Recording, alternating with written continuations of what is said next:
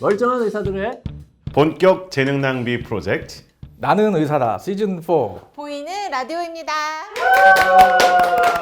세브란스병원 노년내과 김광준 교수하고 세브란스병원 내분비내과 신동엽 교수 두 분이서 전두엽 손상이라는 이름으로 팀을 결성하고 음반을 실제로 냈다고 합니다. 네, 두 분 모셨습니다. 어서 오세요. 안녕하세요. 안녕하십니까, 신인 가수입니다. 도대체 둘이서 뭘 한 건지 일단 설명을 좀 해보세요. 저는 이제 작사를 했습니다.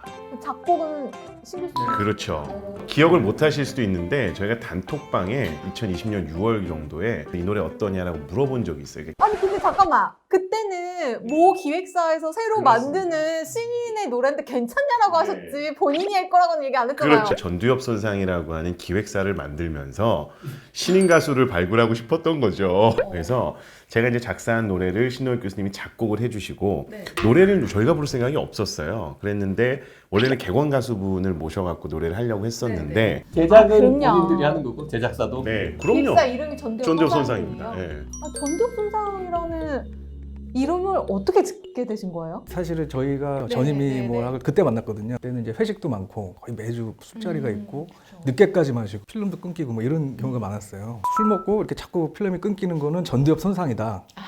그 기사가 난 거예요. 네네네. 그래서 저희가 우리도 좀 이 전두엽 자꾸 손상되는 거 아닌가? 서로 이렇게 얘기를 나누다가 그러다가 이제 뭐 이런 음악 얘기 나오면서 팀 이름을 그걸 해보자. 활동하기 실제 위해서. 뇌 이 부위 중에서 전두엽이 하는 일은 뭡니까, 준이? 굉장히 이제 이성의 지배를 받아야 되는 거잖아요. 논리적이어야 되고 항상 감정적이지 않고 폭력적이 되지 않도록 억누르는, 행동을 제어하는 억제해주는 네. 전두엽 손상이 되면은 조금 더 본능적이 되죠. 충동적이 되고 술을 먹고 나서 이렇게 막 술을 꼬장을 부리고 막 그렇게 될 수도 있잖아요. 그러니까 그러지 않고 우리는 우리의 본능에 이제 숨어져 있는 예술적인 감성을 술의 힘을 빌려서 극대화시키는 거죠. 두 분이 서로 뭔가 하여튼 음악과 관련해가지고 열정이 있다. 이거를 언제 확인한 겁니까? 2011년 2011년에 무슨 일이 있었던 건가요? 그때 2011년도에 굉장히 제가 힘든 시기였거든요. 어떻게 생각하면 저를 구조해 주신 분인 거예요. 그게 무슨 상황이었냐면 진짜 가정 불화가 너무 심해서 애기 엄마한테 뭔가를 해줘야 되는 거를 생각했을 때 생일 선물로 내 자작곡을 불러줘야겠다라는 생각을 가정불화가 심해집니다. 그런 거. 이벤트를 열어야겠다는 생각을 한 거죠. 그래서 상의를 드렸더니 뭐 되게 아는 분들을 통해 갖고 어쨌든 노래를 하나 만들어 주셨어요. 그 노래가 이제 저희 앨범에 있는 내려놓자라는 노래가 그때 만들어진 그게 노래죠. 10년 전 그쵸. 노래예요? 2011년도에 만들어졌고 그 노래를 작곡을 해주시고 가사를 좀 이렇게 잘 다듬어 주시고 지인분들을 통해 갖고 녹음을 시켜주셨어요, 저를. 그래서 제가 노래를 직접 불렀어요. 그걸 이제 저희 애기 엄마한테 생일 선물로 들려줬죠. 어땠나요? 그거는 진짜 저희 애기 엄마 울고 난리가 났죠. 근데 그 문제는 그 이후로 저는 아무것도 바뀐 게 없는 거죠. 가정불화는 계속되고. 근데 그때 저희 둘째가 또. 네. 그러면은 어쨌든 타이틀곡이니까 똑똑뚝뚝 요 이야기를 좀 해보죠. 이게 무슨 상황이었냐면 저희 애기 엄마가 이제 저 때문에 힘드니까 한참 이렇게 불안해하고 초조해하다가 공황장애가 왔어요. 그 공황장애가 걸렸을 때 저한테 얘기해 준 게 나는 맨날 당신 기다리면서 시계 초침이 똑똑 그 소리를 들을 때마다 눈에서는 눈물이 뚝뚝 흐른다고 저한테 얘기를 한 거예요. 그 가사를 보시면 맨날 이제 늦게 들어가고 저가 막 술 취하고서 들어가면 대리운전 기사분이 저희 애기 엄마한테 전화해가지고 집에 가고 있다라고 얘기해주면 이제 애기 엄마 그때 안심을 하는 거죠. 쓰레기인 거죠, 제가 쉽게 얘기하면. 네. 작곡가로서 아티스트로서 보셨을 때 작사가로서의 능력을 평가는 몇 점을 주실 수 있을까요? 전문적으로 음악 하시는 분들 의견이 프로 작사가가 쓴 느낌이 아닌데 그게 또 오히려 좀 거친 매력이 있다. 그런 거고 제가 봤을 때는 논리가 안 맞아요. 약간 동시 같은 느낌이 좀 있어요. 제가 봤을 때는. 왜 40 넘은 사람이 남자가 생각할 수 있다는 게 이런 거. 저희 뮤직비디오도 봤는데 거기 보다 보면 깜짝 놀랍니다. 두 분이 직접 출연하셨어요. 뮤직비디오의 의미와 본인들이 어떻게 출연하시게 된 건지. 이게 무슨 게 있냐면요. 이게 포스티노라는 분이 편곡하고 제작을 PD를 하셨잖아요. 그분이 이태리어로 우편 배달부예요. 우리 뭔가 배달하는 거잖아요. 저희는 이제 음악으로 뭔가를 이렇게 배달한다. 이런 의미를 이제 담고 싶은 거죠. 뮤직비디오 감독님이 되게 또 유명한 분이세요. 엠넷에서 음악 PD를 오랫동안 하셨고 음악의 신이라고 하는 프로그램을 또 PD를 하셨었던 분이어서 계속 얘기하지만 작사, 작곡, 보컬 빼고는 다 유명한 분이에요, 진짜로.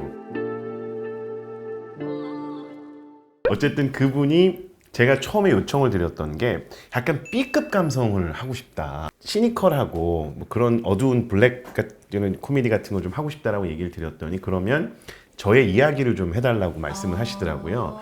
그래서 얘기를 했죠. 그거를 B급 감성으로 풍자하다 보니까 막 이렇게 업어치기 나오고 막 안바 걸고 뭐 이런 식으로 이제 극화가 되는 거고 어쨌든 간에 부부가 이렇게 갈등을 겪었지만 음악으로 인해서 사이가 다시 좋아지는 걸 좀 담았으면 좋겠다라는 저의 그 제작자로서의 희망이 반영이 됐죠. 앞으로 이제 저 목표는 뭡니까? 전두엽 손상은 어쨌든 간에 직접 노래를 하는 것도 있지만 작사, 작곡과 같은 음악을 하는 아티스트가 되고 싶은 생각이 있습니다. 매달 할 수는 없고 윤종신 씨는 이제 월간 윤종신이라고 하는 걸 내듯이 계절별로 1년에 4개 정도의 이제 봄에는 약간 봄 감성, 여름엔 댄스곡 기대해 주시면 좋을 것 같고 단기간의 플랜으로는 이제 인솜니아라고 하는 노래를 이제 뮤직비디오를 저희가 준비를 좀 하고 있는데 하려고 하고 있고 앨범을 냈으니까 쇼케이스를 해야 됩니다. 저희 음반을 이제 만드는데 도움 주셨었던 분들을 게스트로 좀 모시고 그분들하고 함께 이제 쇼케이스를 할 계획이고요. 네이버 온스테이지라고 하는데 이제 출연을 좀 한 다음에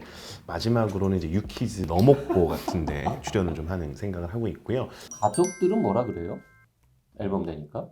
알긴 알죠? 네네. 이게 제가 옛날부터 또 음악 좋아했던 거 아니까. 그러니까 이분은 아티스트니까 가족들이 즐거워하는데 제작자의 가족은 뭐라? 아세요? 당연히 알고요. 두 가지 반응인데요. 첫 번째는 이제 음악을 해서 저희 애기 엄마를 위해서 만든 것도 있으니까 그걸 알려줬고 되게 좋아했어요. 제작비가 얼마 들어? 절대 얘기할 수가 없고요. 네. 그런데 제가 또 느낀 게 뮤직비디오를 다음번 노래는 훨씬 더 감성적이고 아름답고 이런 걸로 만들어야겠다는 생각이 들었죠. 자, 끝으로 두 분 신인 가수로서의 포부 한번 정식으로 말씀을 해보시죠. 최선을 다해서 만든 앨범이니까 많은 분들이 듣고 많이 공감해 주셨으면 저도 감사하겠습니다. 저희도 이걸 만들면서 아주 즐거웠기 때문에 그런 게 같이 좀 공유됐으면 하는 바람입니다. 저는 뭐 너무 행복했고요. 이 집을 통해서 더 멋진 모습으로 찾아뵙겠습니다. 응답하지 않는 날 지혜서 흔들리는 헤매이는 밤 두려운 널 깨우 나의 초인종 소리 대리기사 전화 기다리는